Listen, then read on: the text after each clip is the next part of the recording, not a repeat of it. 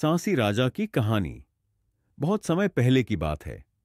राजस्थान के रेगिस्तानी इलाके में गोटू सांसी जातिबौन के लोग अपने साहस, चतुराई और स्वतंत्र स्वभाव के लिए प्रसिद्ध थे।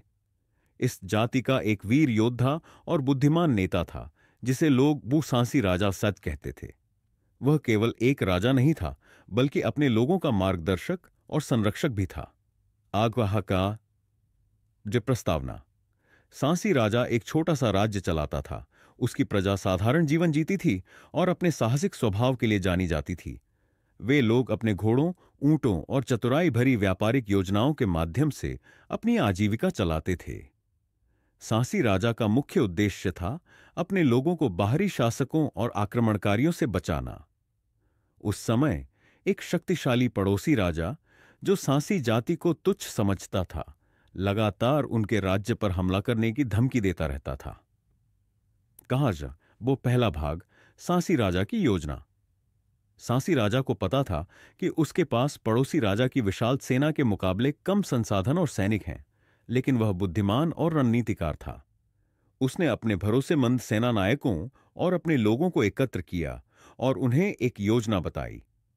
सांसी राजा ने कहा, हमारी ताकत हमारी चतुराई और एकता में है। हमें दुश्मन को हमारी ताकत का अंदाजा नहीं लगाने देना है। हम उनसे सीधे युद्ध नहीं करेंगे, बल्कि उन्हें उनकी ही चालाकियों से हराएंगे। दाहजिया। दूसरा भाग, छल और वीरता। सांसी राजा ने अपने लोगों को रात के समय दुश्मन के शिविर में जाकर उनकी रसद काटने और पानी के स्रोतों को जहरीला करने का आदेश दिया। उसकी सेना ने दुश्मनों को परेशान करने के लिए गुरिल्ला युद्ध का सहारा लिया। दुश्मन सेना को लगने लगा कि सांसी राजा के पास कोई अदृश्य शक्ति है जो हर समय उन्हें घेर लेती है। इसी बीच सांसी राजा ने अपने जासूसों को पड़ोसी राजा के दरबार में भेजा। उन्होंने वहां से महत्वपूर्ण जानकारी जुटाई और दुश्मन की कमजोरियों को समझा। आहज। तीसरा भाग, निर्णायक युद्ध। आखिरकार पड़ोसी राजा ने अपनी पूरी सेना के साथ सांसी राजा के राज्य पर हमला कर दिया, लेकिन सांसी राजा पहले से तैयार था। उसने अपने लोगों के साथ मिलकर दुश्मन को रेगिस्तान में भटकाया।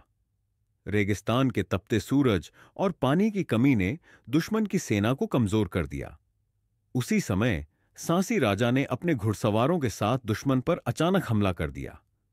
सांसी राजा और उसकी सेना ने दुश्मन को बुरी तरह हरा दिया। पड़ोसी राजा को अपने घमंड का एहसास हुआ और उसने सांसी राजा से माफी मांगी। अवशुभ शक्षब अंत। सांसी राजा की महानता। सांसी राजा ने न केवल अपने राज्य को बचाया, बल्कि अपनी चतुराई और नेतृत्व से यह साबित कर दिया कि साहस और बुद्धिमत्ता से हर बड़ी ताकत को हराया जा सकता है। उसने पड़ोसी राजा को दंडित करने के बजाय उसे दोस्ती का प्रस्ताव दिया। सांसी राजा की कहानी